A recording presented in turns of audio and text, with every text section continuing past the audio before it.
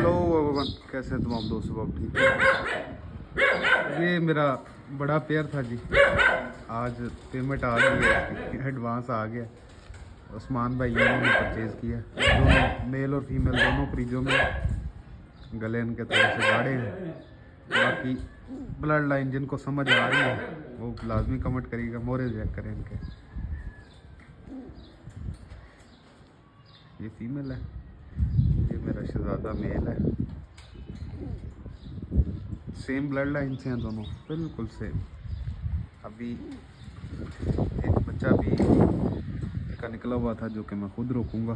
बाकी ये उस्मान भाई का एडवांस आ गया, ये पेयर उनको जाएगा।